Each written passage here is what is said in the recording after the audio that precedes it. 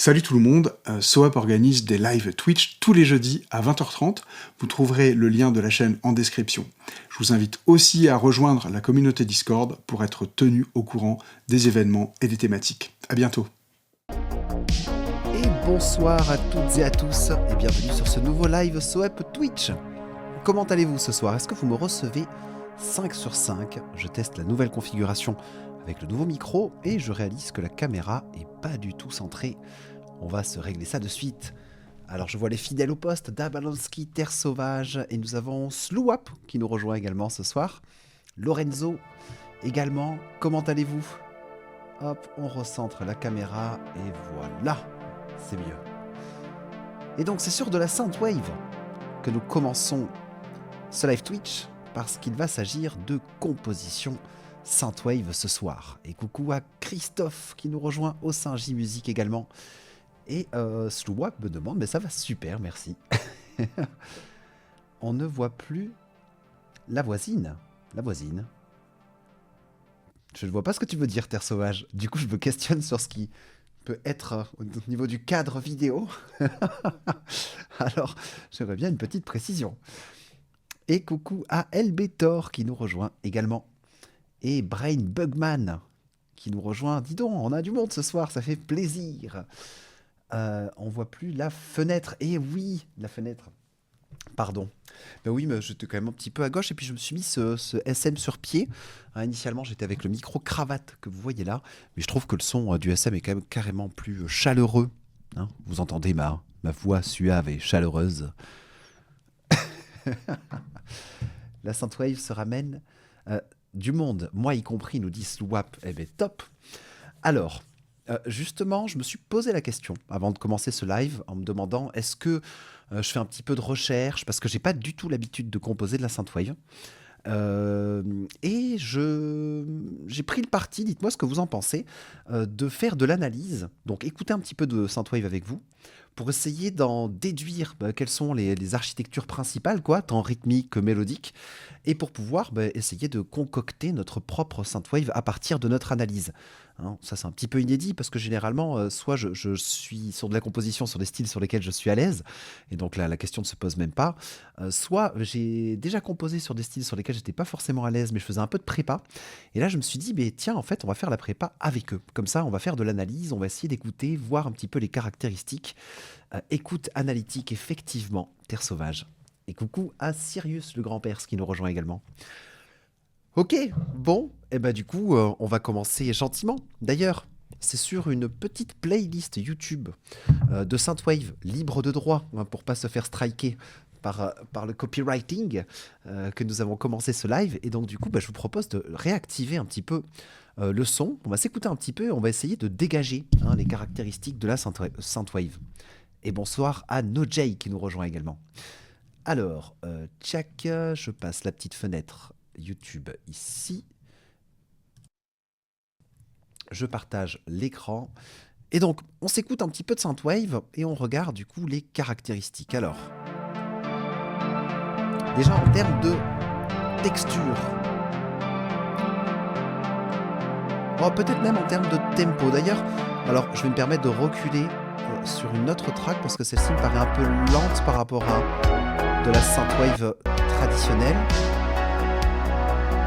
Ça c'est là aussi. On va se mettre sur quelque chose d'un petit peu plus rapide, on va essayer de trouver quelque chose qui nous parle. Ouais. Ok. Bon, tempo déjà. Ça dit quoi en tempo? Petite technique avec Ableton pour pouvoir voir le tempo. On tape le tempo en même temps que la production sur le petit bouton tap tout en haut à gauche. Et on voit qu'on est à 80 BPM. Ok. Bon. Une caractéristique qui est assez remarquable, je trouve, dans la Synthwave, et qui concerne la basse. Si on réfléchit à l'articulation rythmique de la basse, vous diriez qu'elle est sur quelle articulation? Est-ce que la basse, elle joue toutes les croches, tous les temps? Si on a un tempo à 80, allez, petit quiz, la basse, on est sur une blanche, une noire, une croche, une double croche. En triplé, pas sûr. Parce que triplé, ça nous ferait du 1, 2, 3, 1, 2, 3, 1, 2, 3, 1, 2, 3. Et effectivement, Osinji Music nous dit 1 sur 16. On essaie de réfléchir un petit peu. Si je bats mon tempo, et je vais même, qu'est-ce que je peux faire? Mettre des petits hats, tiens, sur un drum rack, histoire qu'on ait un petit référentiel avec le tempo. Tchac. Ok. Donc, là, ici, je pose des hats sur tous les temps. Ok, donc là, on dirait que le hat, il est sur la noire.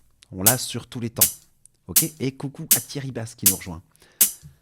Donc, si on va plus vite, ici, là, on serait sur des 2 croches. 2 croches, 2 croches, 2 croches, 2 croches.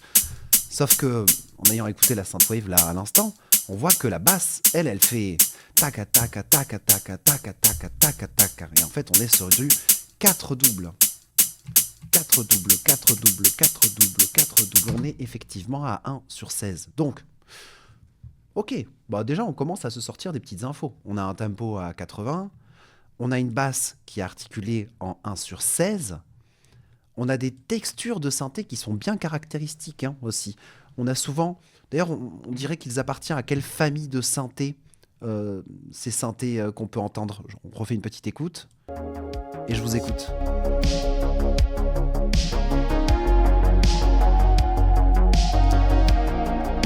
À Babou Music qui nous rejoint également.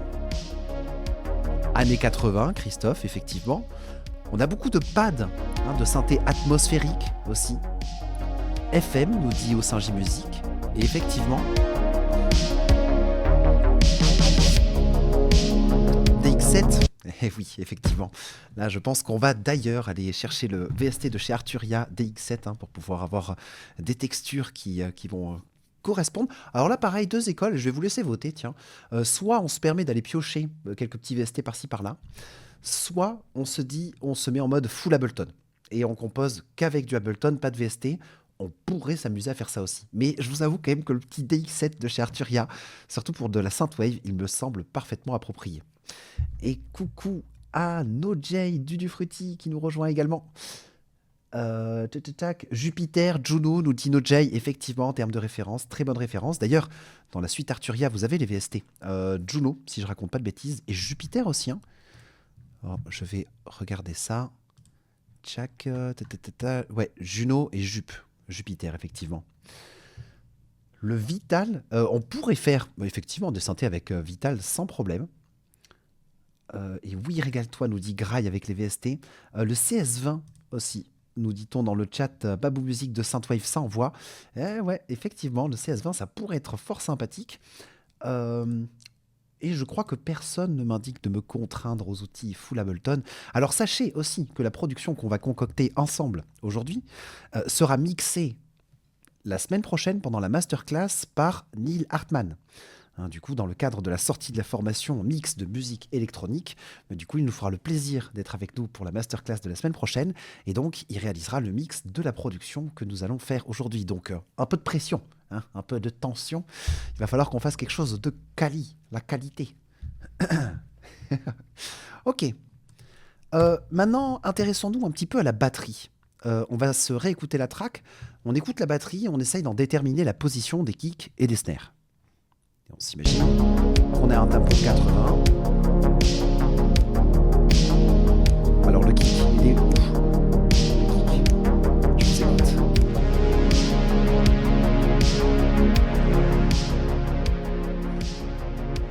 Alors ce kick. Alors,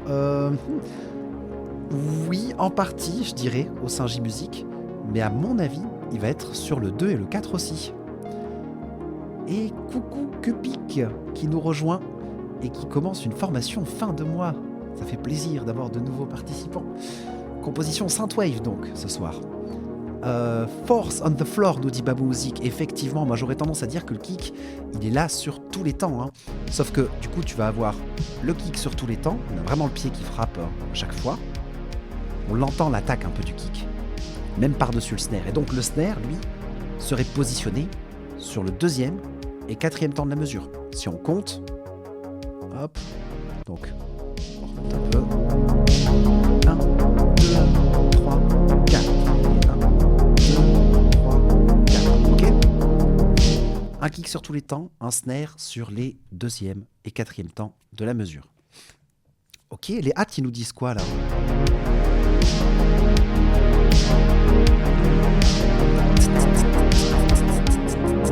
Les hats, ils sont sur quoi? Allez, on se fait de l'analyse collective, hein, je compte sur vous dans le chat. Les hats, ils sont sur quelle articulation rythmique? Je reviens un petit peu en arrière.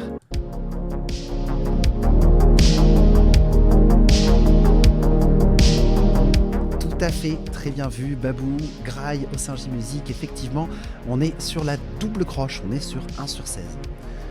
Ok, bah, moi je trouve qu'on commence à avoir pas mal d'éléments. Si on fait un petit récap, un tempo à 80, une basse sur la double croche, des hats sur les doubles croches aussi, un kick sur tous les temps, snare sur le deuxième et quatrième temps de la mesure, des synthés années 80. On nous a fait plein de références dans le chat, du DX7, du Juno, du Jupiter. Donc concrètement, je crois qu'on va être prêt. Qu'est-ce que vous en pensez? Est-ce que vous auriez quelques éléments, peut-être, d'analyse que je n'ai pas relatés et que vous voudriez, du coup, explorer ou que vous voudriez mettre en lumière? Je vous écoute. Ah, cool, Cupic, moi aussi. Le 30 mars, nous dit Dodge. Ok. Ça, c'est par rapport à la formation. Mais du coup, je vous écoute concernant les caractéristiques du coup, de ce que l'on vient d'écouter. Est-ce que vous avez relaté quelque chose de supplémentaire à ce que je viens d'énoncer? Ça reste globalement de l'instrumental, nous dit Babou Music. Effectivement, là, on a quand même un énorme habillage mélodique et harmonique, quoi. Ça nappe, ça coule de synthé, on pourrait dire. Ok, alors, tchac, on va... Une boîte à rythme, nous dit Christophe Poix. Effectivement, ça pourrait être sympa, une petite boîte à rythme. Cela dit, je pense qu'on va, pour des raisons pratiques, utiliser juste un petit drum rack, essayer de se trouver des textures de son qui sont un petit peu alignées avec ce qu'on va produire ce soir. Alors, je lance mon petit partage d'écran, hop, et je vous propose, du coup, qu'on commence gentiment. Alors, je fais un petit rappel de ma config. Moi, je groupe toutes mes pistes ici.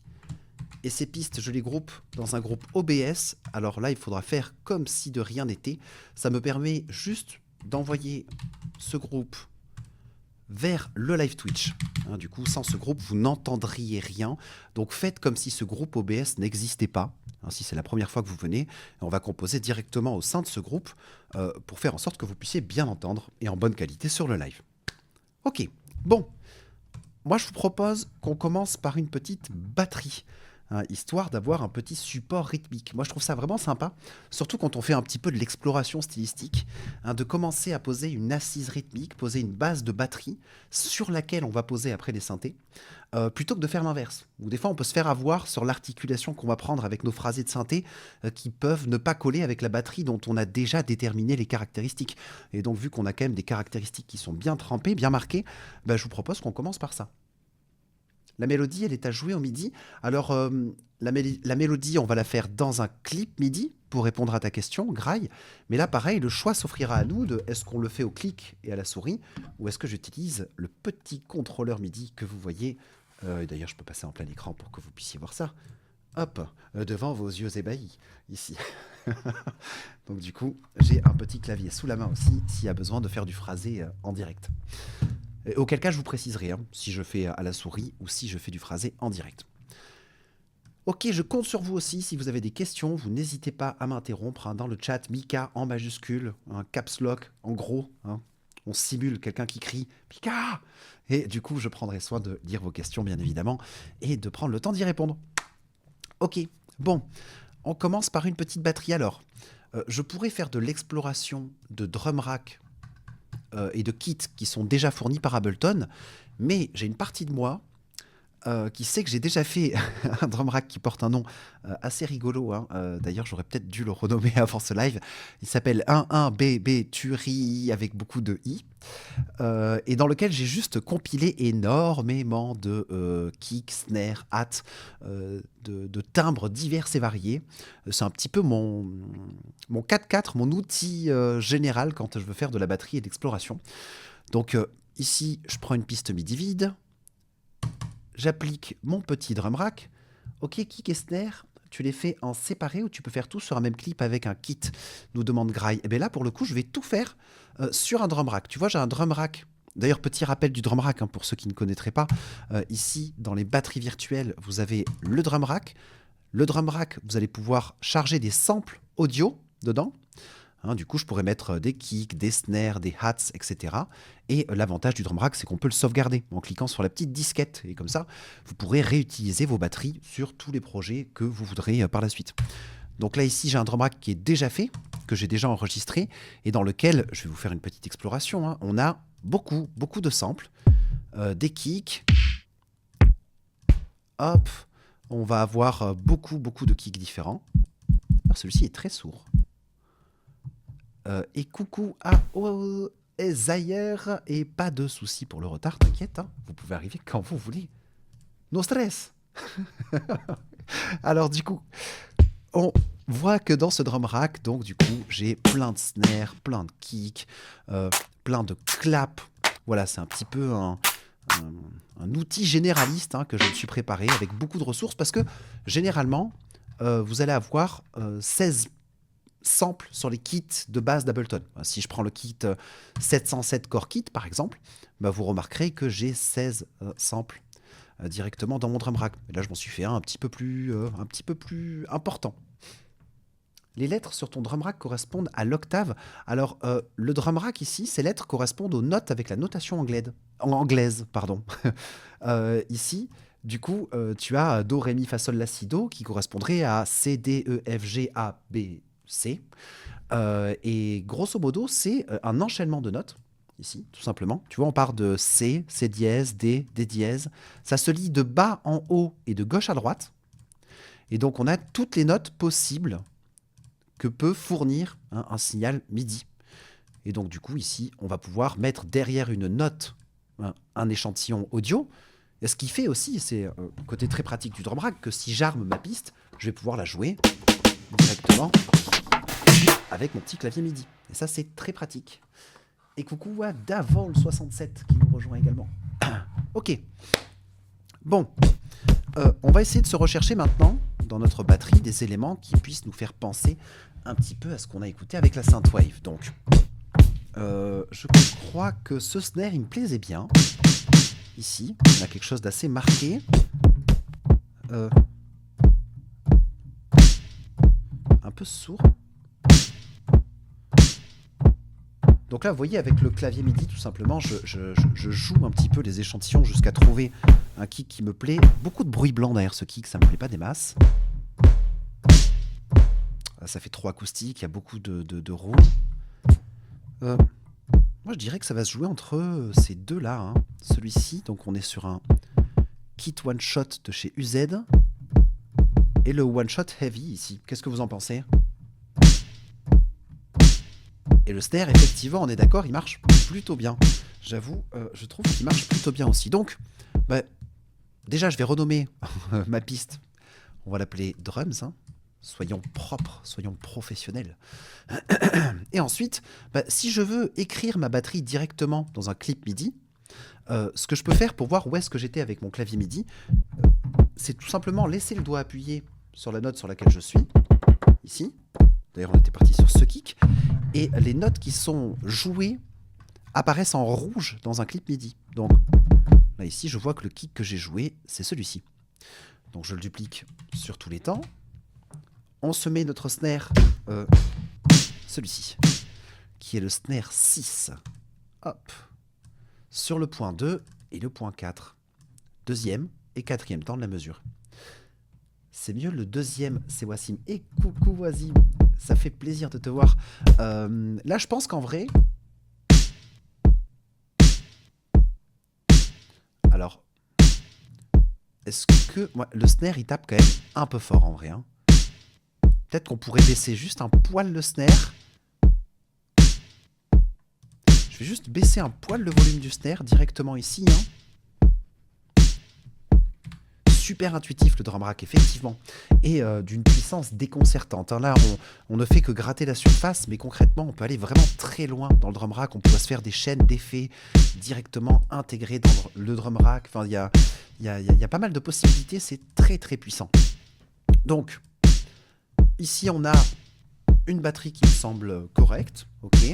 Alors, qu'est-ce qui nous manque dans cette batterie? Je vous écoute.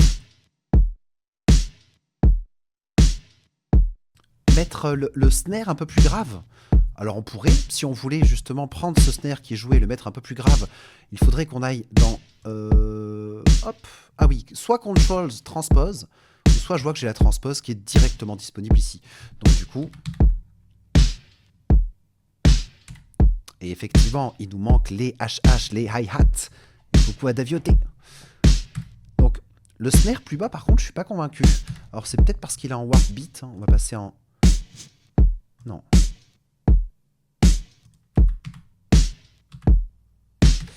Oh, je l'aime bien tel quel, le snare, en vrai. Je pense qu'il est plutôt pas mal. Donc, on va tester. On va se rajouter les hi-hats maintenant. Et pour les hi-hats, je sais qu'on peut utiliser des grains très numériques de ce que j'ai cru entendre. Mais moi, ce que je propose, c'est qu'on se remplisse une ligne, tout simplement. Là, je crée un premier hat, CTRL-D pour dupliquer. Là, on est bien sur la double croche. Ok Thierry, ça fait plaisir de te voir aussi. Donc, et là, on peut juste passer d'un hat à un autre. Ah, pas mal celui-ci, hein. Le Shot Kraken. Attends, il s'appelle comment exactement? Hop, où est-il? Ici. Shot Crack. Ok. Ouais, il est pas mal, hein. Ok. Bon, ben là, je pense qu'on commence à avoir une base de batterie qui est intéressante. Le chute était bien. Il y en avait un qui s'appelait chute. Ah oui. Chute, voyons voir. Est-ce qu'on pourrait pas faire une petite alternance entre les deux? Oh, ça peut être intéressant, ça. Tu vois?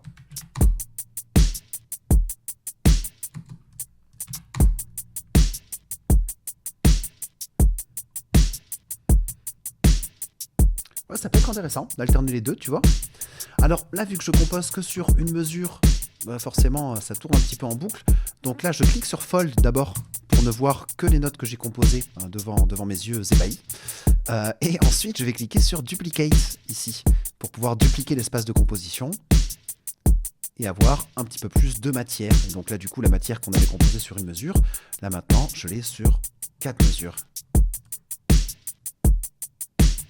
Alors peut-être juste pour ces hâtes, tu vois, pas le faire arriver tout le temps, lui.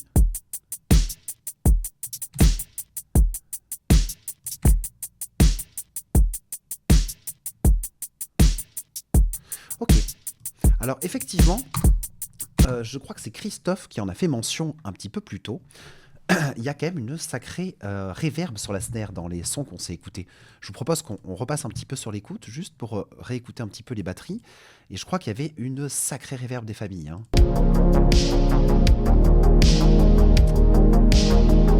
Oui. On sent qu'il y a une reverb. Et vous avez vu, je mime la reverb très bien. Alors du coup, on a effectivement une bonne reverb sur la snare. Et alors là, justement, tiens, ça va être l'occasion pour voir la gestion des effets et des sounds au sein du drum rack. Alors là, ce qui est un peu embêtant. Ah, question, tu mets pas le kick sur une piste à part pour le sidechain? Pas forcément, Davioté, parce que étant donné que le kick est dans un drum rack, mettons que je veuille mettre un sidechain sur cet audio. On imagine qu'on a le synthé. Mais la magie du compresseur dans Ableton, si je mets le compresseur sur la piste audio, que je le mets en external ici, si je viens pointer vers un drum rack, grâce à la deuxième liste déroulante, je vais pouvoir choisir l'élément que je veux du drum rack. Et donc du coup, je pourrais aller cibler le kick au sein du drum rack pour la compression sidechain un petit peu plus tard, pour répondre à ta question. Dingue, maintenant, je vois la reverb. Ah, cool. Je sens que j'ai une carrière de mime en devenir. C'est quoi le sidechain? Un effet audio? Mais justement, on va le découvrir un petit peu plus tard. En fait, le sidechain va nous permettre de faire en sorte que la basse et les synthés, en général, se taisent et le volume qui diminue. Alors attention, je te fais le mime du sidechain. Voilà. Du coup, qui se diminue quand tu as le kick qui tape. Donc, pour pouvoir vraiment, d'une part, bien entendre la frappe du kick, d'autre part, éviter les conflits fréquentiels dans les basses fréquences, mais en vrai, je vais un peu loin. Du coup, ça va être voilà, un effet, un effet de pompe, effectivement. Je lis de Nojé. Impeccable, avec plaisir. Et donc, du coup, on va commencer à bosser une reverb. Alors, le problème, c'est que justement, vu que j'ai tous mes éléments qui sont centralisés au sein d'un drum rack, si j'utilise le synth, donc je rappelle, le synth permet d'envoyer un petit peu du signal de la piste, d'ailleurs une copie du signal de la piste, vers ces pistes de retour que l'on a là. Là, par exemple, on a une piste de retour avec une reverb dessus. Donc ici, si je tourne le petit bouton A... Ah, mais attendez. Ah oui, et oui, pour que vous entendiez la reverb, vu que vous êtes en 3/4, alors ça c'est vraiment quelque chose de spécifique à la config. Alors dites-moi si vous entendez bien la reverb, ici.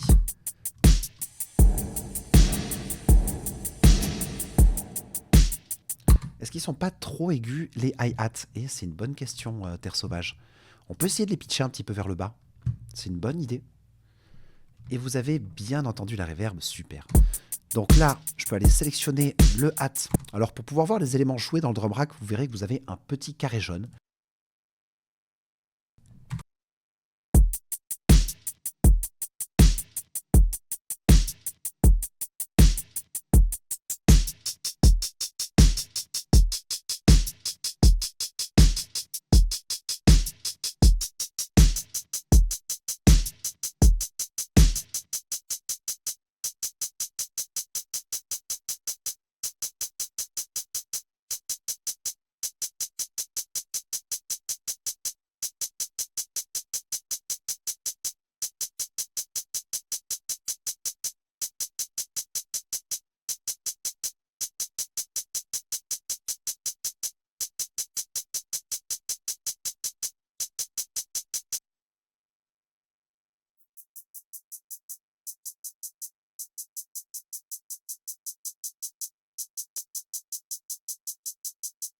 Ah, je parle dans le vide depuis tout à l'heure.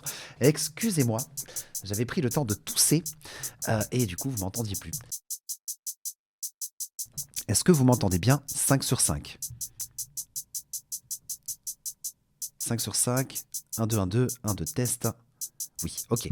Alors du coup, je fais le petit récap de ce que je viens de faire. Ici, c'est hâte. Il y a Terre Sauvage qui nous disait, est-ce qu'ils sont pas trop aigus? Est-ce qu'on pourrait pas les baisser? Donc, je trouve que c'est une super idée. Alors, avec le snare, j'ai testé, mais ça passait un peu moins bien tout à l'heure, alors qu'avec le hat, c'est vrai qu'il est peut-être un poil aigu. Donc du coup, je clique sur le hat dans mon drum rack. Avec la transpose, je viens le descendre. Alors voilà. Initialement, on avait ça en résultat. Et donc, vu que -7, on tord énormément le son, -7 demi-ton vers le bas, j'active Warp et le mode de Warp complexe pour essayer de préserver un petit peu mon échantillon. Et là, ce que je fais, c'est que j'active un filtre, un coupe-bas. Et grâce à ce coupe-bas, je vais couper un petit peu les médiums et garder que les hautes fréquences de ce hat, quoi, pour avoir quelque chose de très brillant. Et là, je trouve qu'ils sont confortables. On écoute en contexte. Ok. Je valide. Vous validez aussi? Ok. C'est vrai qu'il y a toujours un petit décalage entre le moment où je pose la question et le moment où ça arrive dans le chat. On me dit oui, je vois, super.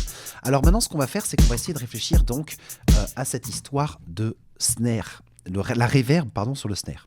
Étant donné que j'ai un drum rack complet, si j'envoie le drum rack vers le retour reverb, grâce au petit bouton A,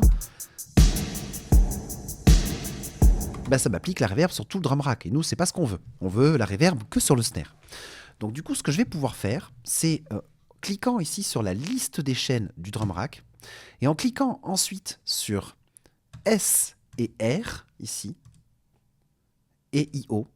Donc on va vraiment tout SRIO. Impeccable. Là, ici, vous voyez un petit espace pour déposer ici les effets audio. Donc, ce que je vais faire, c'est que je vais aller dans mes effets audio. Je vais aller chercher une reverb.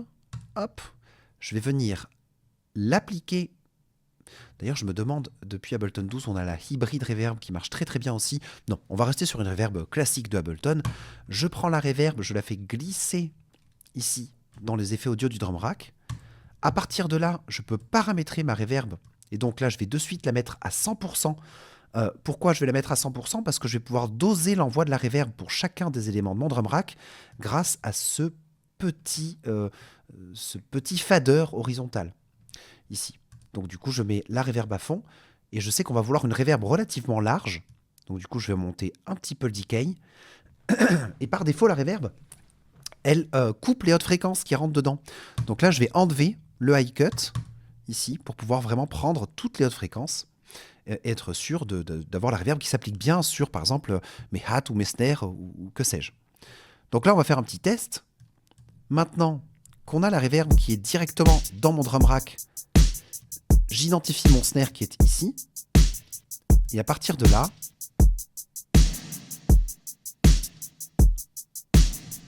on va travailler un peu la reverb par contre. Je la trouve très mat. Et du coup,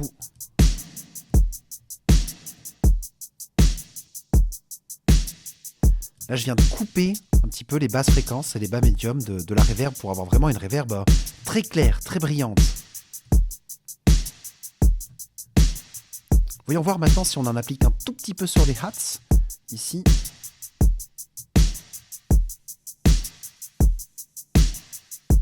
Et ça commence à être sympa. Ok, bon, est-ce que vous validez cette petite batterie Synthwave? Ou est-ce que vous avez des suggestions? Est-ce que vous voudriez rajouter des petits éléments dessus? Je me dis des toms pour faire des petits breaks, ça pourrait être sympa, mais je ne suis pas sûr d'avoir du tom directement dans ce drum rack. Voyons voir. Non, je crois pas.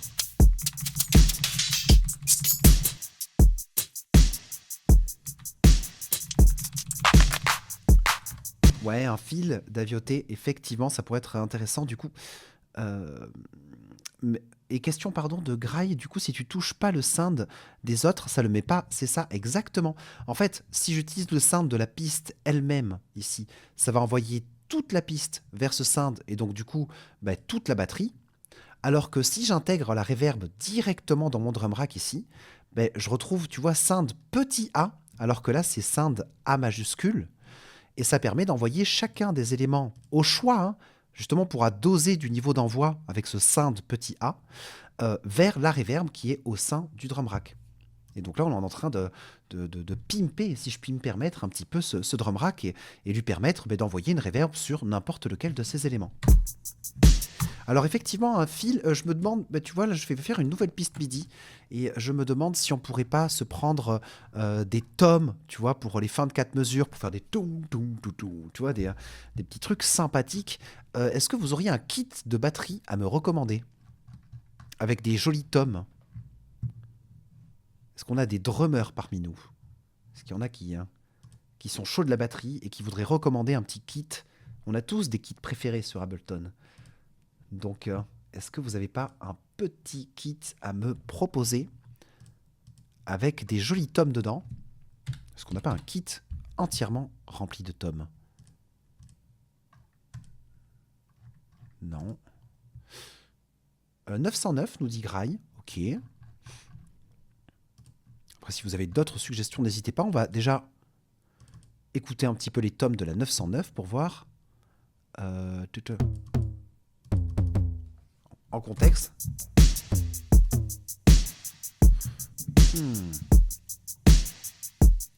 Ça peut, ouais, je les trouve un peu numériques en vrai. Je les trouve un poil numériques. Bon, en vrai, après, étant donné qu'on a quand même la base de notre batterie, je me dis que tout ce qui est fil, donc les petits breaks qu'on pourrait avoir en fin de 4 mesures de batterie, et même tout ce on pourrait faire comme jeu de tomes, ça pourra très bien se faire un petit peu plus tard. D'ailleurs, on pensera à faire du jeu de Olive aussi. Olive et Tom. Waouh. Pardon, c'était la seule blague pourrie de la soirée. Je m'arrête là. Donc du coup, ici, on va peut-être mettre ça sur pause. Et moi, je vous propose du coup qu'on aille faire un petit peu d'exploration du côté des synthés. Maintenant qu'on commence à avoir une batterie, on va pouvoir essayer de se trouver une suite d'accords. Moi, j'aurais plutôt tendance à se trouver la suite d'accords en prums et après essayer de mettre une basse par-dessus. Donc du coup, on va essayer de se trouver un petit synthé sympathique. Alors, avant d'aller piocher directement du côté des VST, je vous propose qu'on aille regarder du côté, par exemple, de la Wavetable de Ableton 12. Et on a vraiment des sons qui peuvent être très sympathiques aussi. Et Slowap nous dit, c'est dommage, mon kit préf de Tom, c'est pas Ableton, c'est les tomes des Drum Machine SD SV. Eh bien, c'est bon à savoir pour la référence, mais j'avoue ne pas connaître. Alors ce pad, il est très doux. Je pense qu'on peut en faire quelque chose éventuellement. Voyons voir, on va essayer de se trouver des petites suites d'accords maintenant. On va essayer de bricoler par-dessus la batterie.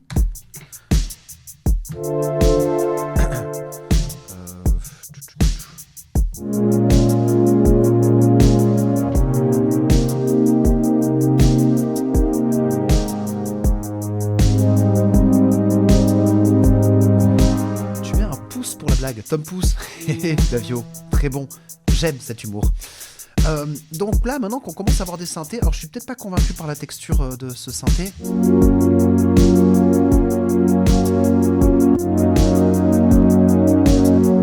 Et en plus, ça sonne très très fort. Je suis pas convaincu par ce synthé. Voyons voir si on n'a pas quelque chose d'un petit peu plus intéressant du côté des pads.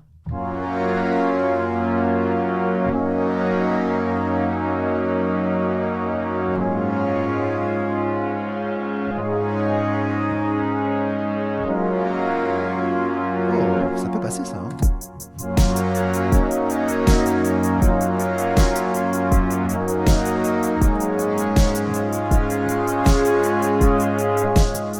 Et on pourrait clôturer sur un do. Peut-être plus aigu aussi.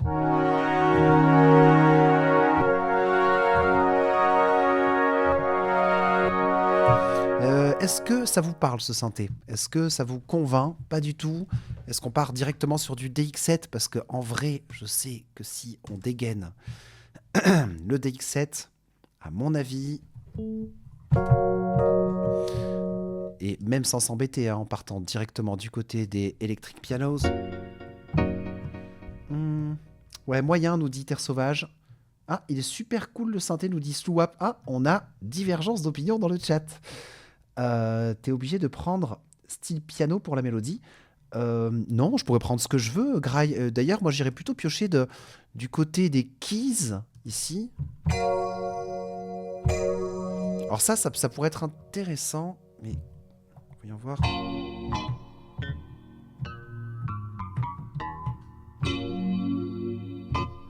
Je suis pas convaincu.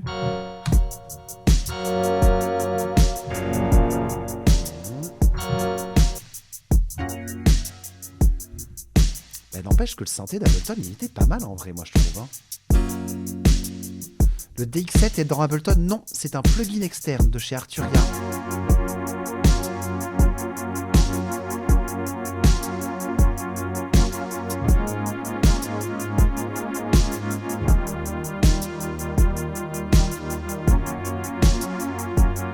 Oh, ça peut ça.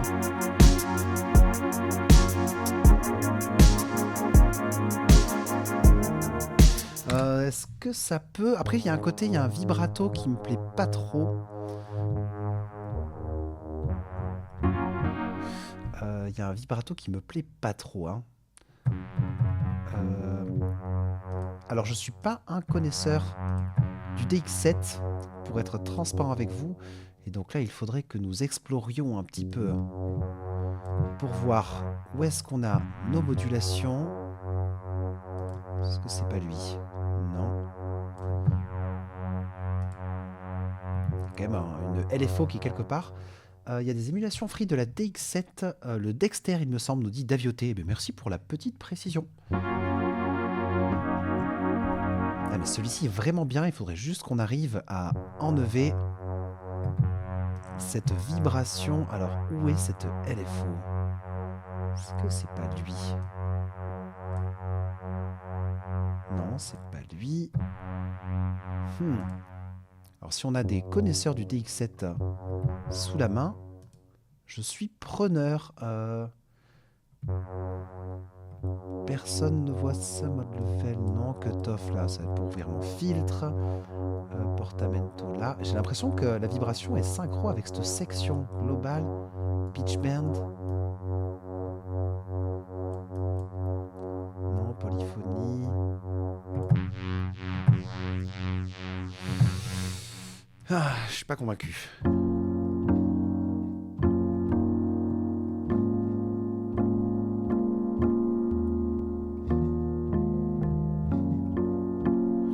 Alors on partirait plus en house. Dans Advanced. Ah mais oui, effectivement. Non, on est dans Advanced. Pardon, Christophe Poix. On est dans Advanced. Fréquence.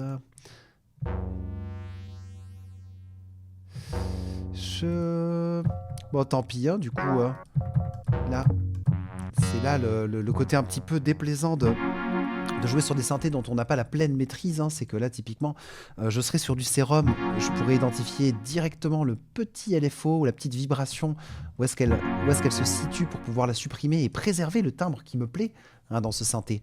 Mais là, je vous avoue, je ne vais pas galérer 1000 ans dessus parce que sinon, ça va nous faire perdre pas mal de temps. Après, bon, est-ce qu'il vous plaît tel quel? Parce que s'il vous plaît tel quel, on commence par s'enregistrer une petite base avec ça et on viendra implémenter, ça peut être très bien. Le Jupiter 8 est aussi bon, mais j'ai pas les presets sous les yeux là.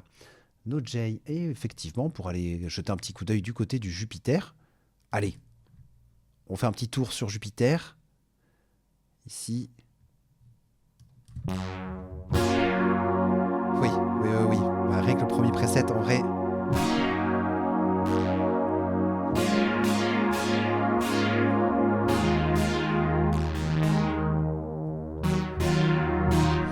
Ça me plaît, ça. Voilà, exactement, on est dedans. Alors, on va juste s'identifier peut-être le filtre pour pouvoir baisser un petit peu. Voilà.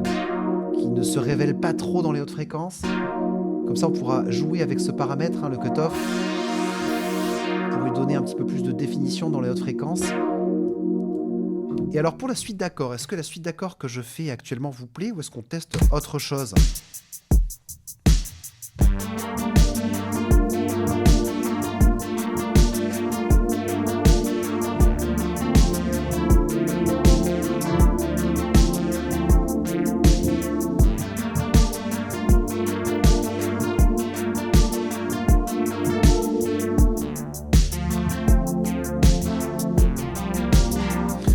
Ok. Non, ça, on part sur plutôt ce petit déroulé.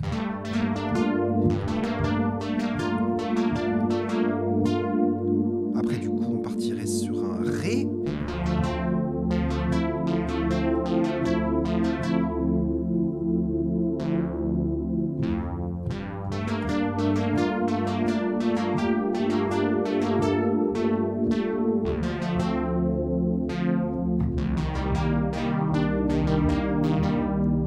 Ok, bon, ben alors on va essayer de s'enregistrer quelque chose. Alors là, pour le coup, je vais essayer de faire le déroulé directement en le jouant au piano et on va voir si ça passe.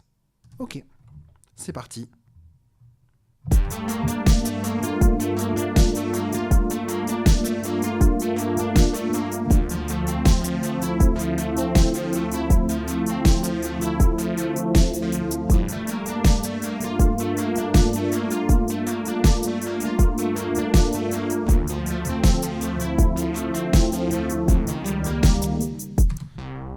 Et ben du coup, on va s'arrêter là et je vais finir ça à la main parce que je me suis planté, j'ai fait n'importe quoi.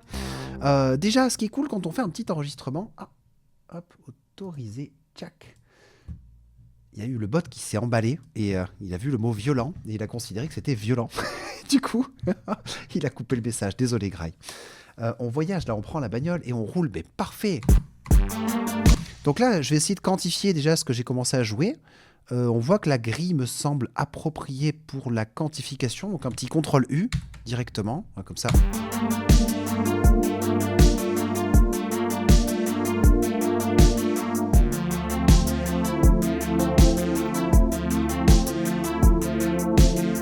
Alors là, j'ai oublié des notes ici.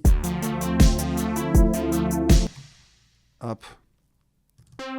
Là, ici, on devrait avoir lui qui arrive juste en suivant. Hop.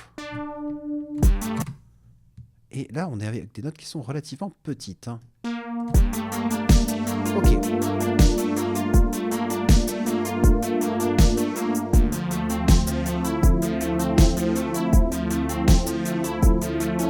Ah. Hop, ici.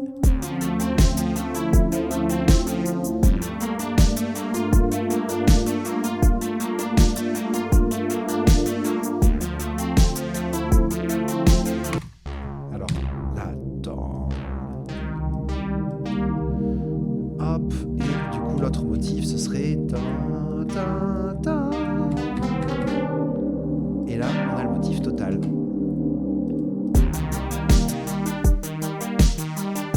Mais attention, on voit que les notes ici, elles sont beaucoup plus sèches à la fin. À votre avis, pourquoi elles sont sèches comme ça? Ah mais... Je pensais, j'allais vous poser un quiz, j'étais persuadé que c'était la pédale et qu'on allait devoir gérer ça du côté des enveloppes ici. Mais en fait, la note maintenue, théoriquement, tout devrait bien se passer. Et effectivement, il y a quand même la pédale. Hein. Du coup, ici, côté enveloppe, on remonte pour faire comme si j'avais appuyé directement sur la pédale du piano et maintenir donc le sustain de mes notes. Faire en sorte qu'elles prennent un petit peu plus longtemps.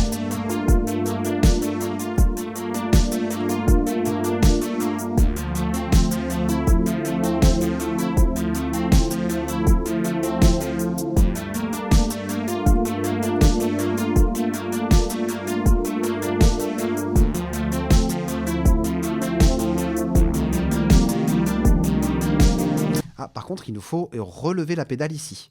Là, ici, on change du coup d'accord. Et donc ici, il faudra faire attention que les notes ne bavent pas de la 7e mesure vers la 8e. Et donc du coup, ici, enveloppe. Je vais dans le MIDI, sustain pédale. Et donc là, on fera en sorte de simuler le fait qu'on relève le pied. Hop. Pour s'assurer que les notes ne soient pas maintenues. On réécoute à la mesure 7.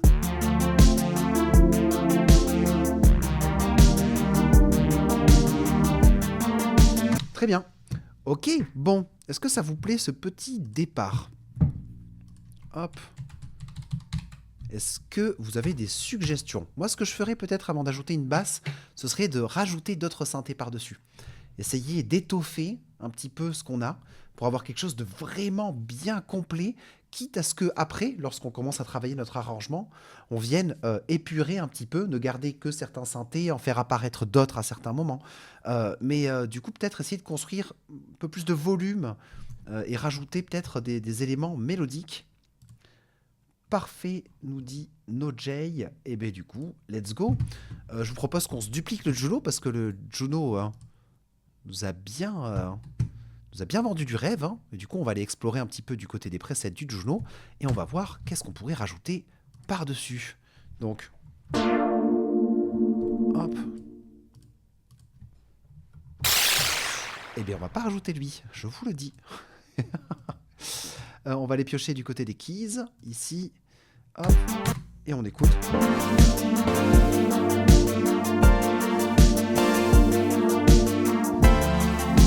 Non, trop complet, trop riche. On voit que ça le fait pas.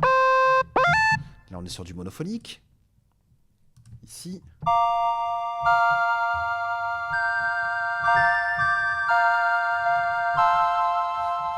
Ça, à mon avis, ça peut passer.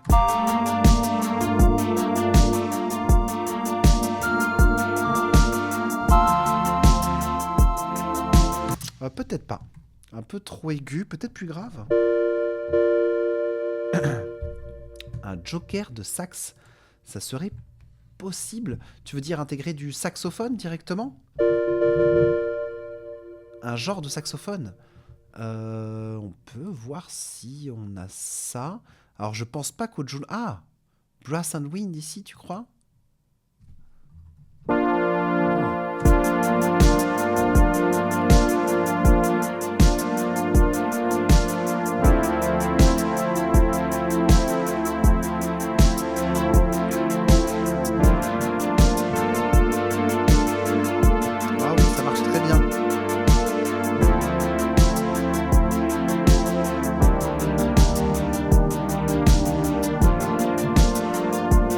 super. Bah là, du coup, on a trouvé le Carpenter Brass qui marche super bien, j'ai l'impression. Donc ici, je vais de suite dessiner les accords au clic à la souris pour vous les montrer. Là, ici, on part sur un Do, Ré, Mi, Fa, Sol, Sol. On fait un Sol mineur. Ici, donc si je prends le 1, 3, 5, 1, 2, 3, 4, 5, et après je prends la fondamentale, donc le Sol, et je le diminue d'un ton en arrière pour donner un peu de couleur.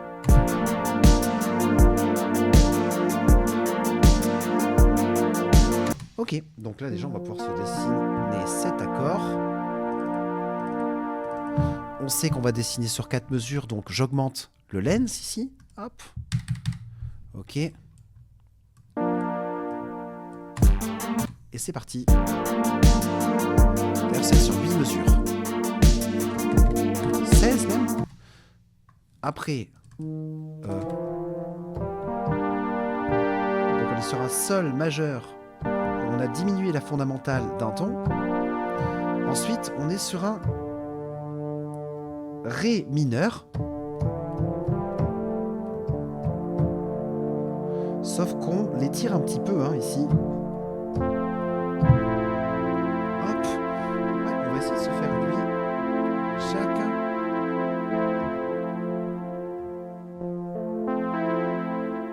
Hop. Lui. Un Do. Et un E. Ok.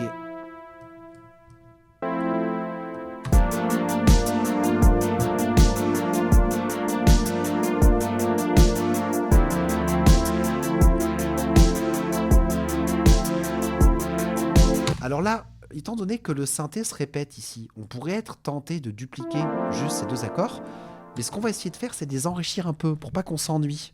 On va essayer de les prolonger dans nos têtes, et là, pour le coup, on peut juste faire des expériences. Là, ça ne passerait pas. Ici, si je prends un F, là, par contre, très bien, je pense qu'on peut même le tirer un peu plus haut, avec le ta. Ici. Hop, voyons voir. Et est-ce que ça va enrichir un petit peu cet accord?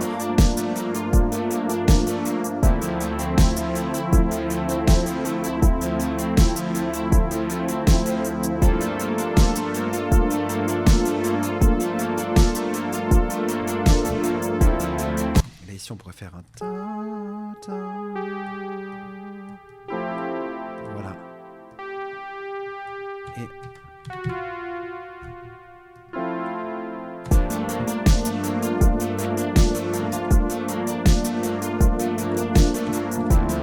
je redonne mes pistes pour l'organisation. Juno A, Juno B ici. Peut-être pas cette note aiguë, je suis pas sûr.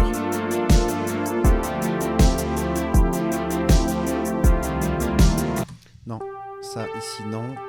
Ça non plus. Et alors du coup, voyons voir, là je sélectionne les deux clips en même temps. D'ailleurs, je vais changer la couleur de ce clip et de cette piste pour pouvoir, lorsque je sélectionne les deux clips en même temps, voir les deux clips qui s'affichent ici en même temps. Et effectivement, là il ne faut pas oublier qu'on a un changement du motif sur la dernière mesure ici. Et donc du coup, il va falloir qu'on change cet accord aussi. Ici. Et on était sur...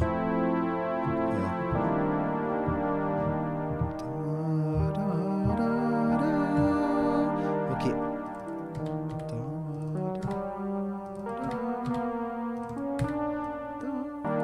Hop. Ah là là, si je savais chanter, ça serait plus facile quand même.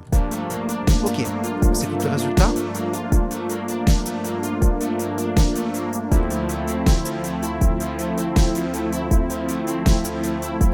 Une fois toutes les 4 mesures, tu parles de quoi, Terre Sauvage?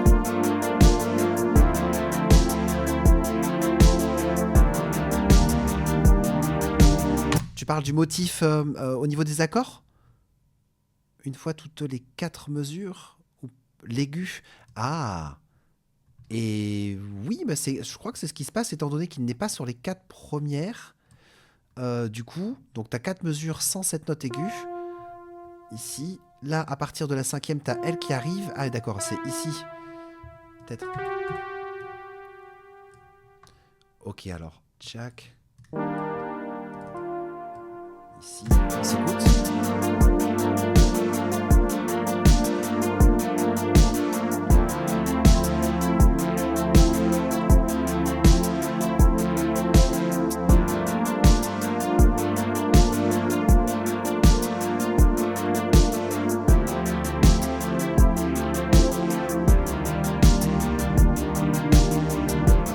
Ça marche plutôt bien, je trouve. Qu'est-ce que vous en pensez? Là, ça donne un petit peu de richesse, hein. Ça fait qu'on ne tourne pas que sur ces 4 mesures. Là, du coup, tu as l'apparition de ces petites notes qui arrivent à partir de la 5e mesure. Moi, je trouve ça sympa. Très bien, nous dit-on dans le chat. Et les autres, surtout, si vous avez des petites recommandations, des suggestions, n'hésitez surtout pas. Je suis tout oui. J'avais bien aimé à la 5e le côté aigu, ici. Quand j'avais rajouté des notes en plus, c'est ça? Donc ici, si on écoute l'accord.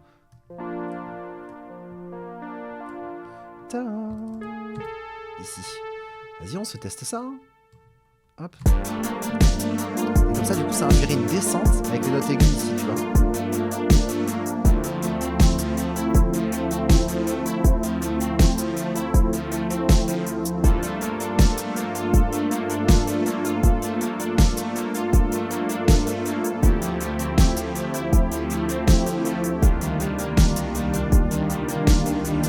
Moi, je pense, si on veut commencer à hocher la tête maintenant, qu'il serait temps de s'intéresser à poser une basse. On a vu que la basse se posait donc sur les doubles croches. Un dogo, dogo, dogo. 3e accord sans la basse, Christophe. Mais même, je me demande dans quelle mesure. Là, ici. Donc ça, c'est pas très riche en basse, j'ai l'impression. Donc ça va. Par contre, lui. Là, ici, on a cette basse qui tient tout le long. Et je me demande si on ne va pas les supprimer ici plutôt, dans cette piste. Après, ça va quand même enlever du charme, hein, voyons voir.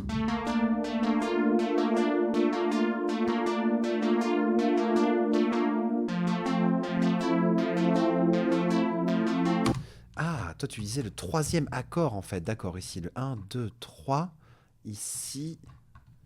Donc... Ah oui, effectivement, Christophe, bonne idée.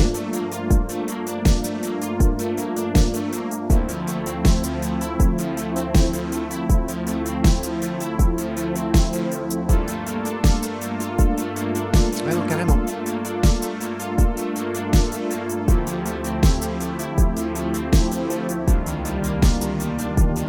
Et je me demande si on va pas faire la même ici.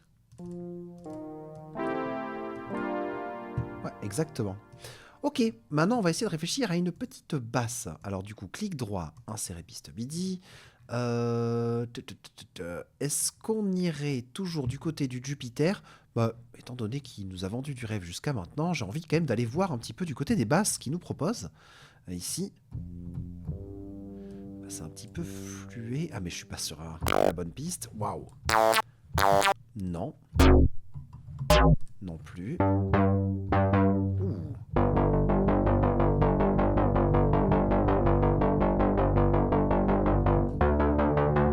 Ça peut, hein.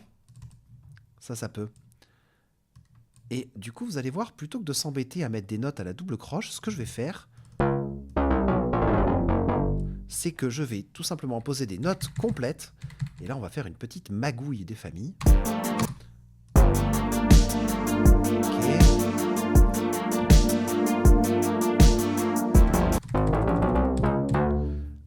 Jup, tu le trouves Ableton Instrument, c'est ça? Et non, le Jupiter, ce que j'expliquais, Grail, c'est que c'est un synthé externe. C'est-à-dire que c'est un VST, c'est quelque chose que j'ai installé par-dessus Ableton, mais qui n'est pas disponible directement dans Ableton. Cela dit, là, ça pourrait être intéressant aussi de regarder du côté des instruments d'Ableton. Donc ici, dans Instrument, est-ce que avec le filtre, si je tape Jupiter, est-ce qu'il ne nous propose pas quelque chose? Et il nous propose des basses de type Jupiter, mais par contre, je vois pas de synthé, hélas. Donc non, c'est bien un VST, hein. Ouais, c'est Arturia, tout à fait. Et là, du coup, j'ai pris la suite Arturia Instruments. Et là, pour le coup, tu vois, j'ai tous ces VST. Le Jupiter, le Juno, j'ai des Rhodes, il y a le CMI, le Wurli, etc. qui font partie de la suite Arturia, mais que j'ai installé par-dessus Ableton. Donc là, je suis sur ma basse Juno, toujours. On va l'appeler basse Juno. Ici, je suis en train de trouver les notes, mais je fais qu'une seule note, pour le coup. Vous allez voir, on va magouiller.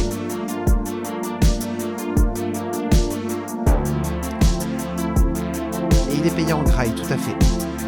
Comment l'avoir? Il y a des logiciels exprès de VST. En fait, tu as des VST gratuits, des VST payants. Et si on regarde du coup, typiquement le prix du Juno Arturia ici, tchac, si on devait le télécharger, on voit qu'il est à 149 € ici. Et donc en gros, le VST, tu le payes, tu le télécharges. Après, tu as peut-être des VST de Juno gratuits aussi. VST Juno Free, à mon avis. Tu vois, il doit y exister, enfin, ça doit exister, à mon avis, des petits VST gratuits qui te reproduisent le son du Juno. Et une fois qu'il est installé, et après quelques petites madoucouilles, mais que si d'ailleurs vous suivez la formation, vous aurez l'occasion de voir en formation, tu pourras raccrocher ces VST à Ableton pour pouvoir les reconnaître et les utiliser. Donc, ici on revient à nos basses.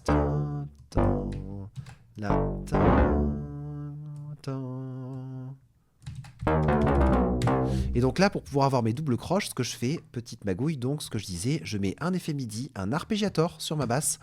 Et ici, au niveau du rate, je vais mettre 1/16.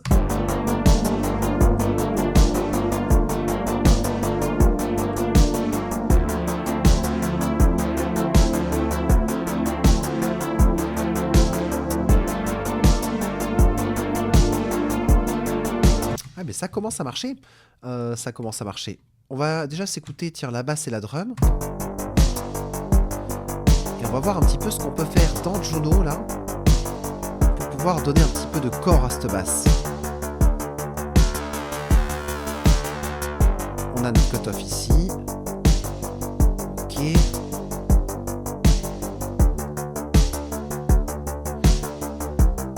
Alors, est-ce qu'on pourrait pas travailler notre enveloppe ici ?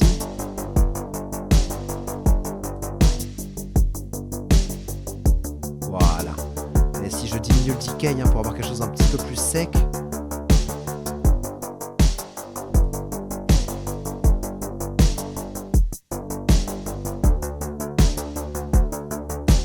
Hop. Plus ronde avec cutoff, ouais, exactement. Air sauvage. Ici, donc le filtre qui permet d'ouvrir et fermer ici mon filtre. Et là, je joue aussi avec mon enveloppe.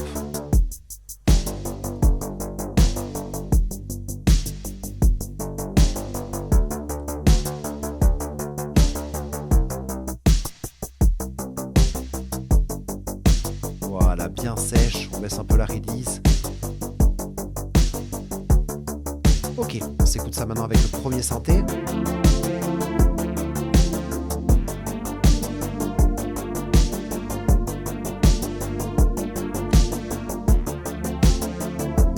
Et avec le deuxième. Ok, alors là, d'un point de vue artistique, j'ai envie d'entendre ce sidechain, hein. Là, j'ai envie d'entendre la basse et les autres synthés se creuser lorsque le kick tape. Donc du coup, ça va être l'occasion en plus de montrer une petite manip qui m'a été demandée dans le chat. Donc ici, je vais sur ma basse par exemple, je vais dans mes effets audio, je prends le compresseur, hop, avec le compresseur du coup, j'ouvre avec la petite flèche les options supplémentaires, je clique sur external. Alors par défaut, il est possible que le SC filter soit activé, on le désactive, on n'en a pas besoin dans ce cas de figure. Elle manque un peu de rondeur pour moi, nous dit Terre Sauvage. Alors, effectivement, c'est vrai qu'elle pourrait être un petit peu plus ronde. Tu jouerais sur quel paramètre, toi? Tu as un peu plus de...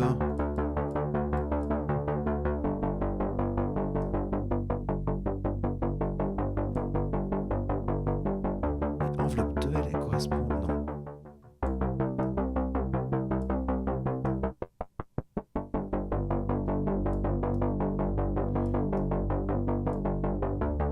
cutoff que lui. Ah mais là je peux pas aller plus bas avec ce cutoff ici. Hop. Là ici ça c'est un coupe bas. Ici, du coup ça permet d'ouvrir le filtre coupe haut qu'on a sur les oscillateurs ici. Peut-être oui, ce qu'il entend, c'est peut-être moins de définition dans les hautes fréquences. Là, du coup, tu vois, si on s'amuse à la regarder au Spectrum ici, hop, quoique, à vrai, au Spectrum, on n'a pas grand-chose qui se passe dans les aigus, ici. Hop, là, on voit qu'on a quand même quelque chose de relativement rond. Et là, c'est là où c'est pas bien. Il faut faire de la compo et pas du mix. Mais moi, c'est un de mes gros défauts. Là, j'ai envie, par exemple, de réchauffer un peu les basses, de mettre un EQ, d'arrondir un peu ça. Mais concrètement, ça va être à Neil de faire ça après.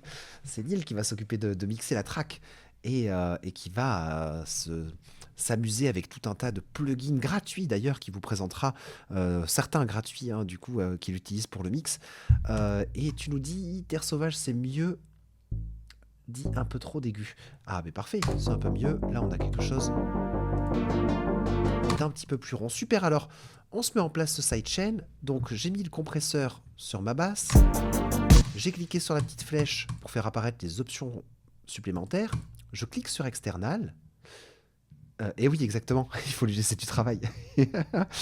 Et donc dans source, je prends la drum.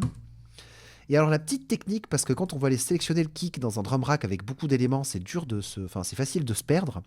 Moi, ce que j'ai tendance à faire, c'est juste cliquer sur play pour voir avec les vumètres où se situe mon kick. Hi-hat, clap, non. Et ici, on doit la voir. Donc ça, c'est mon snare. Le kick est là. Ah mais oui, et vous voyez plus Ableton, excusez-moi. Donc je reprends, compresseur external, drum, donc ça c'est le sidechain que je suis en train de mettre sur la basse par rapport au kick. Et donc du coup ici j'ai sélectionné drum et grâce à la deuxième liste déroulante, il faut aller prendre le kick. Difficile de s'y retrouver quand on a un drum rack avec plein d'éléments. Et donc du coup la petite technique c'est qu'on clique sur play tout simplement. Comme ça on voit avec les vumètres les éléments dont on a besoin. J'ai mon kick ici. Maintenant, pour bien entendre le résultat, je vais les mettre en solo les deux, pour que tu puisses bien entendre. Grail, je crois que c'était toi qui avais posé la question sur le sidechain. Tu vois, là, dès que je commence à activer le sidechain, dès que le kick tape, la basse se tait, enfin on diminue en volume. Sans compresseur, toutes les notes à même niveau, et avec mon compresseur en sidechain.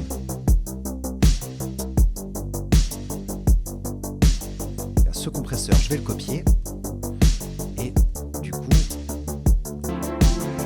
je vais le mettre aussi sur mon Juno B et mon Juno A. Ok. Un peu fort hein, sur les synthés. Je remonte un peu le threshold.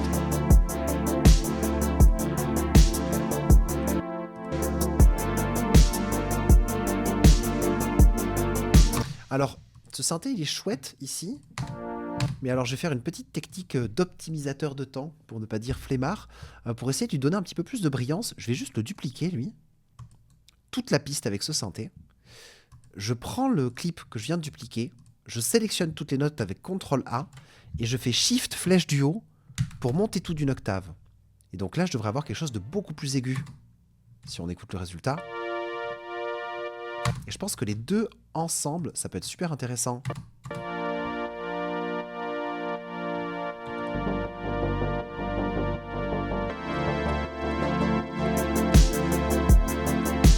Peut-être pas à fond. Peut-être juste un peu, ouais.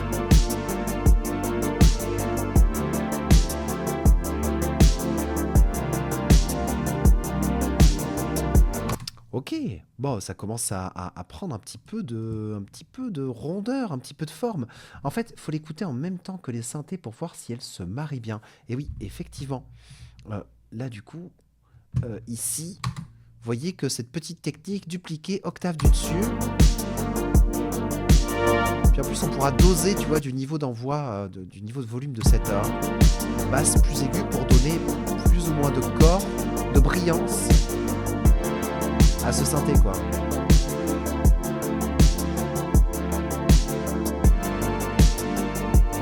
après, je me demande si ça vaut pas le coup justement de peut-être prendre en fait un autre timbre de synthé. Là, du coup, je garde l'octave du dessus et je vais juste aller chercher d'autres. Tiens, brass, vu qu'on était dans les brass ici.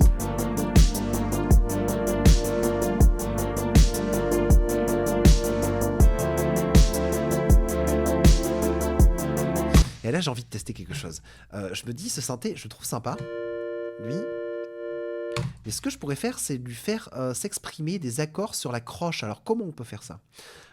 Pour pouvoir le faire s'exprimer des accords sur la double croche, pardon, je vais faire la même technique que ce que j'ai fait sur la basse. C'est-à-dire que ici, on a des accords complets. Plutôt que de tout découper manuellement, ce qui me prendrait beaucoup de temps, je vais aller mettre un arpégiateur dessus. Effet MIDI, arpégiateur. Alors par défaut, l'arpégiateur, il va dérouler les accords. Et donc du coup, là, ce que je vais faire, c'est changer le style. Et il y a un style qui est pas connu dans l'arpégiateur, qui est le style chord trigger. Et il va tout simplement répéter les accords à la fréquence du rate.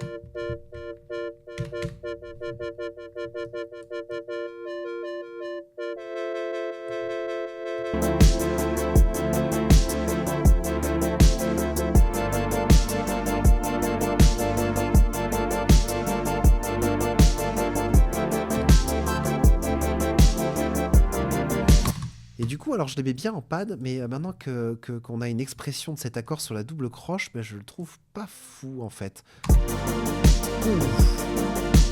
Oui.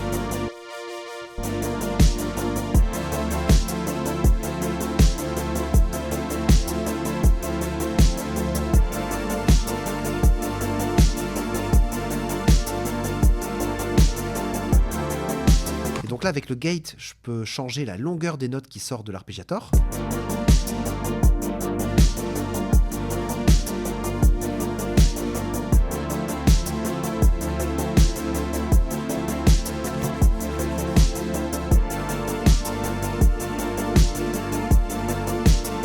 Il va y avoir une octave en dessous, en fait, peut-être un poil plus grave.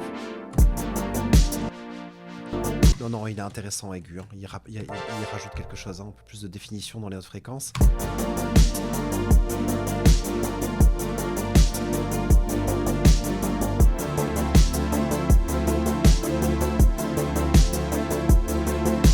On peut faire un gate avec de l'aléatoire. Alors, ce qu'on pourrait faire, si on veut un gate qui change de manière organique ici, bonne question et bon défi relevé, Terre Sauvage. Je jouerai avec le modulateur LFO. Là, avec le modulateur LFO sur la piste ici, je vais avoir du coup un petit LFO qui est mis à disposition et que je vais pouvoir mapper sur ce que je veux. Sauf que pour la waveform ici, je crois que tu as random, ouais, exactement. Théoriquement, tu as random et du coup, tu peux choisir d'ailleurs la vitesse de ce random, tu vois.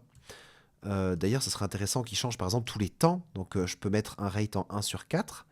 Donc, pour l'instant, on a juste une valeur qui change de manière aléatoire, mais qui n'est liée à rien. Et maintenant, il ne me reste plus qu'à cliquer sur Map et à cliquer sur Gate. Et attention, on ne se met pas en mode, on se met en remote. Et comme ça, du coup, on va vraiment avoir un pilotage de cet effet de 0 à 100% du gate. Et donc là, on a vraiment quelque chose qui commence à bouger tout seul, comme vous pouvez le voir. Plus d'unisson, nous dit Cupic. Alors, l'unisson, ici dans le Juno. Unisson. Est-ce que tu as un paramètre directement? Ah, pan spread ici. Unisson des thunes, ouais. On va l'écouter en solo hein, pour bien entendre ce qu'on fait.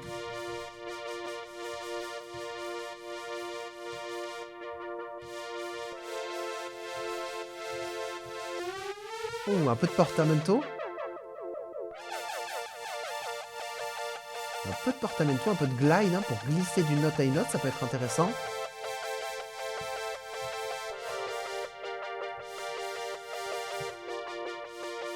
Ok, bah ça commence à devenir très intéressant ça.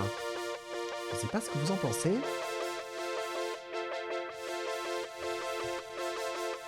Ok. Après faire des petites fluctuations du master tune, ça pourrait être intéressant aussi. Hein. Comment volontairement le détuner un peu, tu sais.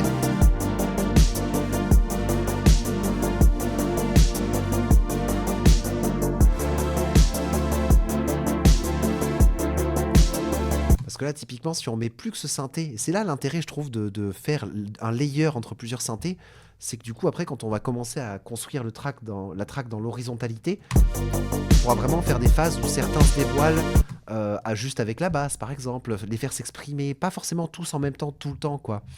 Et là, je me demande si justement, si lui s'exprime avec des petites variations du tuning général ici.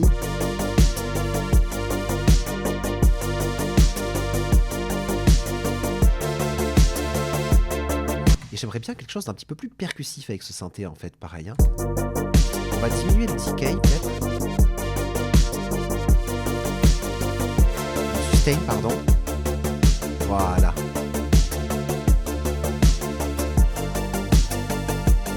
Là, ça commence à être intéressant.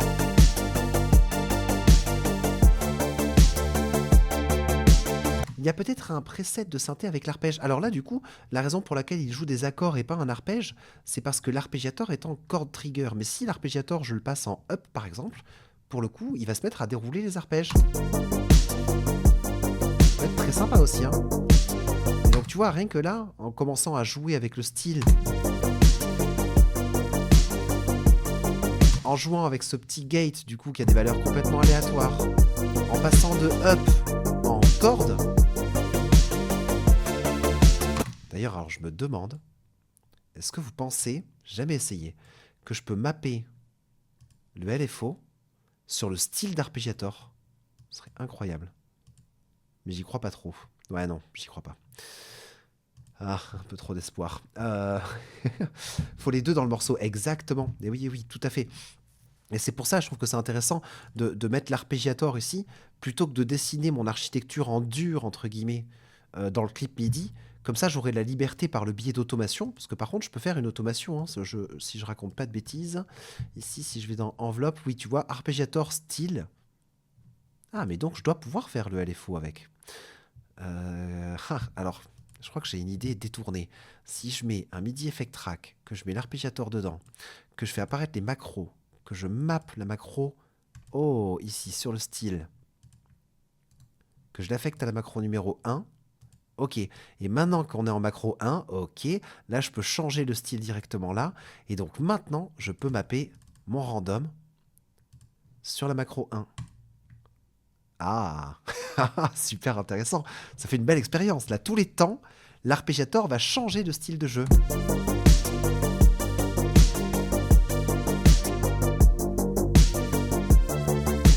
Et là on a quelque chose de super vivant là du coup. Tu vois, il sort des petits accords de temps en temps en mode corde. Ça, c'est sexy, ça. Et pareil, le Jupiter, moi, je vais sortir juste le cutoff. Donc là, je vais afficher la fenêtre du VST. J'ai cliqué sur Configure. Je joue avec le cutoff ici. Comme ça, je pourrais jouer avec cette valeur. Et directement, sans ouvrir le VST Jupiter ici.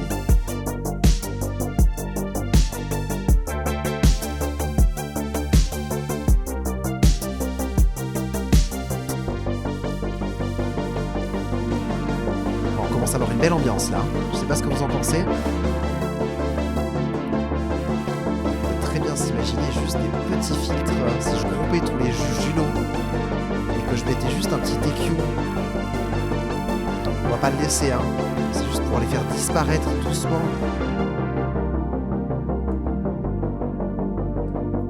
Là, on va vraiment pouvoir faire vivre notre track, hein. Jouer un petit peu en mode teaching.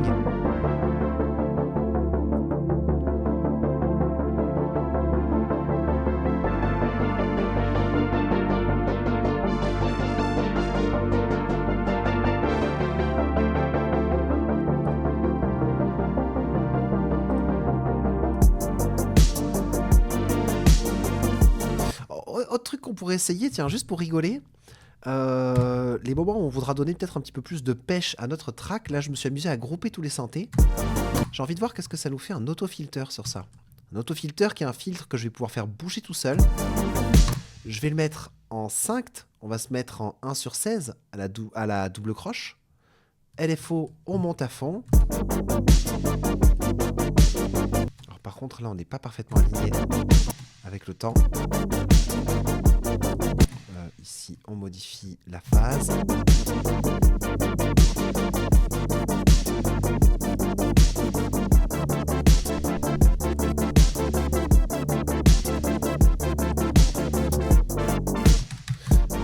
Ah, ça pourrait être intéressant. Pareil, tu vois, moi, c'est le genre d'effet que je pourrais désactiver, mais garder sous le coude.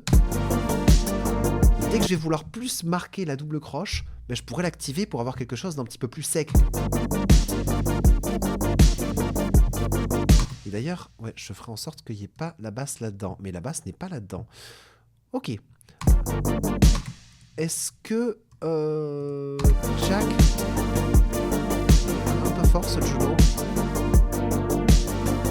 Bon, là, vous voyez que, mine de rien, on n'aura pas encore une voix est prévue. Et c'est une bonne question. Non, j'avais pas prévu de voix, là, pour l'instant. Après, on pourrait se tester un petit peu de voix, une petite voix. Ça peut être l'occasion, je me dis, peut-être de vous montrer le vocodeur avec Ableton.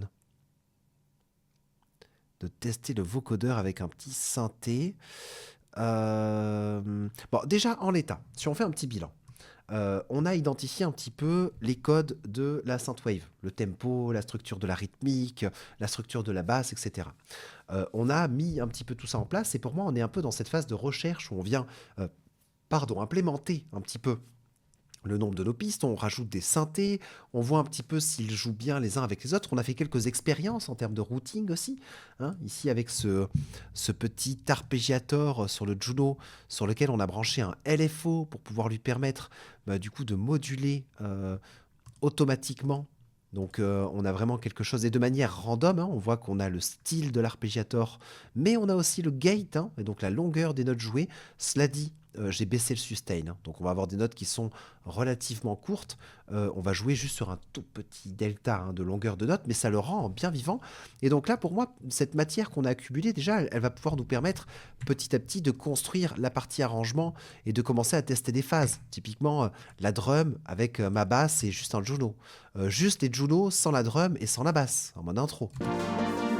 Juste les deux premiers Juno.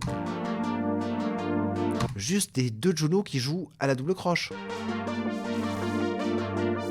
Donc là, vraiment, on va pouvoir déjà s'éclater à faire plein de combinaisons possibles qui vont nous permettre de dessiner une structure côté arrangement.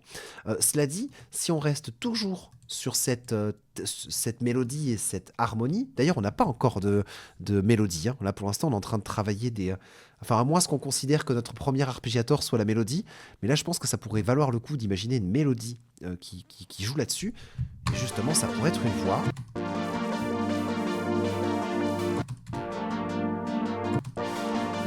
Alors juste, il me dérange un peu, lui, mais c'est parce que j'avais monté le cutoff, ok. Ok, là, du coup, effectivement, pour moi, il faudrait soit qu'on se rajoute une mélodie, un lead, vraiment un synthé qui parle et qui fasse une mélodie par-dessus ces nappes que l'on vient de construire. Ça peut être un synthé, ça peut être une voix. Et une fois qu'on a fait ça, et là on n'aura pas le temps ce soir, du coup je continuerai la track avant de l'envoyer à Neil, il faudrait qu'on dégage aussi d'autres thèmes. Pour l'instant, on est toujours sur les mêmes suites d'accords. On a les mêmes notes de basse du coup qui s'enchaînent sur 8 mesures. Et malgré toutes les petites magouilles qu'on pourrait faire, il y aurait quelque chose de redondant. Hein, si on s'écoute 32 mesures de ça non-stop, ça serait un petit peu rébarbatif, si je puis me permettre. Donc là, pour le coup, on pourrait, pareil, juste dupliquer ce clip drum et essayer de réfléchir à un thème qui pourrait être compatible avec ce premier thème pour pouvoir dégager un deuxième thème musical et pour pouvoir avoir dans notre architecture de track finale, faire par exemple un thème A, un thème B, puis après le thème B, le thème A, et jouer un petit peu avec l'agencement des différents thèmes. Je joue souvent avec la chance, avec le paramètre chance, tu nous dis Davioté. Effectivement, il y a un petit côté random dans la chance, ça peut être très intéressant. Pour la voix... je vais en profiter sur les 5 minutes qui restent juste pour vous montrer une petite technique que je trouve sympa, qui est l'utilisation du vocodeur avec Ableton. Donc, l'utilisation du vocodeur avec Ableton, comment je fais ? J'ai une piste audio avec ma voix, ici. Donc là, si je mets en moniteur, vous allez m'entendre en double. En double ? Est-ce que c'est bien le cas ? Oui, non, un peu. Vous m'avez entendu en double, pas du tout.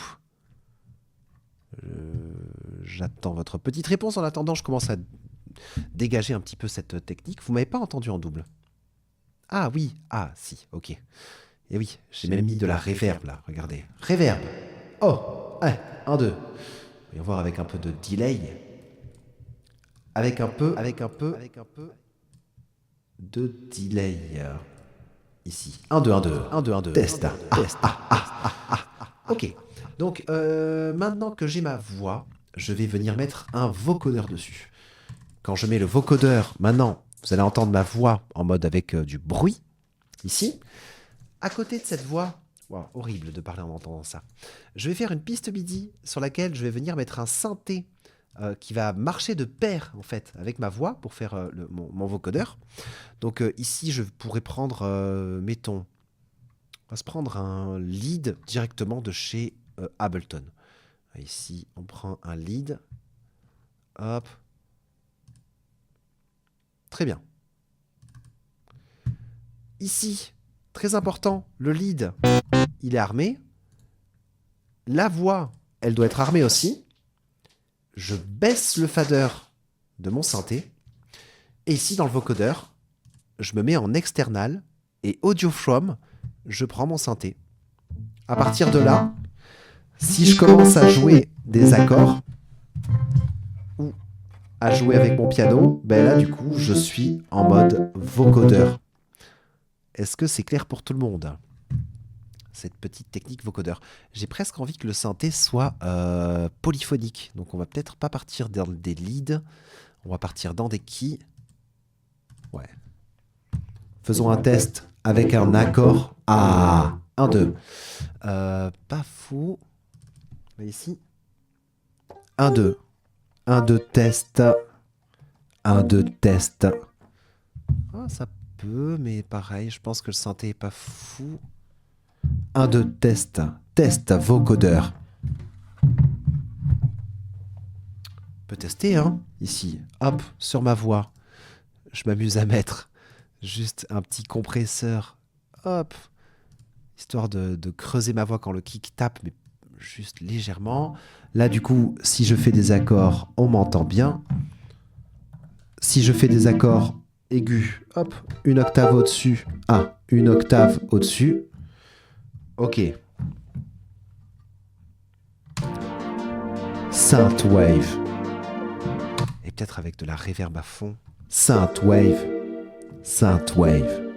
Ouais, ça pourrait être intéressant. Donc voilà la petite technique vocodeur. Et là, auquel cas, si je voulais vraiment enregistrer des petits tests, voyons voir ici, il faudrait bien que je pense, attention, à armer ma voix et mon synthé. 1, 2. 1, 2. Et là, je maintiens un accord et je joue la voix en note exactement. Là, du coup, ici, là, tu vois, c'est que je vais armer ma voix et le synthé pour enregistrer d'une part mon signal de voix, mais aussi les notes MIDI que je joue, parce que dès que j'appuie sur mon clavier, ben là, du coup, j'ai vraiment ma voix qui part dans le vocodeur. Donc, on fait un petit test d'enregistrement. Petit test d'enregistrement. Petit test d'enregistrement. Oh mince. Alors du coup, et il ne faudra pas compter sur mes talents de chanteur, mais c'est vrai que juste si on fait un petit descriptif de ce qu'on est en train de faire en mode synthwave, ça peut être très rigolo. Il faut que je parle à la double croche en fait. Ok. Petit test d'enregistrement avec Ableton pour faire de la synthwave. Petit test d'enregistrement avec Ableton pour faire de la synthwave. Hop, voilà, petit test. Et donc là, si on écoute le résultat, hop.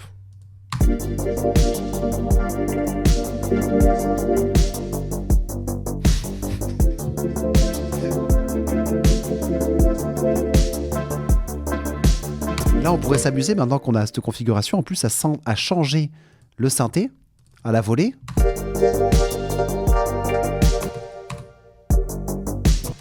Pour voir un petit peu les résultats.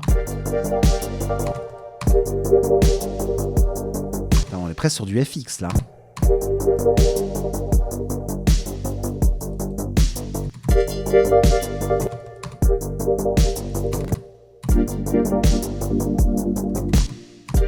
J'ai presque envie, on va revenir sur le LED ultra violent qu'on avait tout à l'heure là. Et on va se mettre un arpégiator sur le MIDI. Et là, ça va être très très drôle à mon avis. Bon, on fait du routing avancé là en vrai. Hein.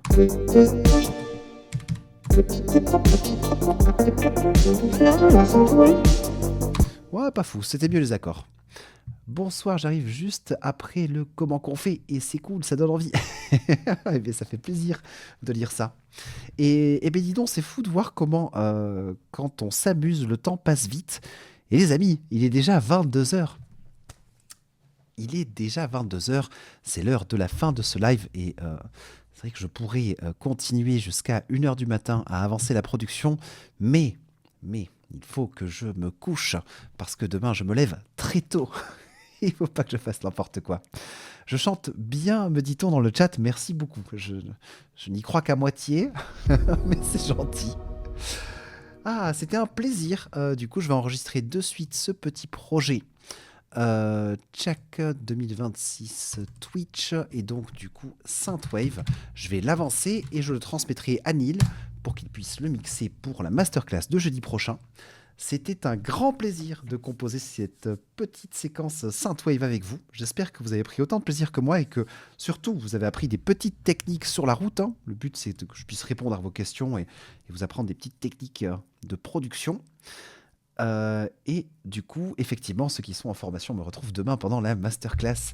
Effectivement, et sinon, pour les autres, je vous souhaite une très belle soirée. On se retrouve jeudi prochain, donc pour la masterclass de Neil Hartmann en direct sur Twitch de 20h30 à 22h. Et pour ceux qui sont en formation, je vous retrouve demain en masterclass à 16h. Je vous souhaite une très belle soirée à toutes et à tous, et je vous dis à très bientôt pour de nouvelles aventures. Ciao ciao!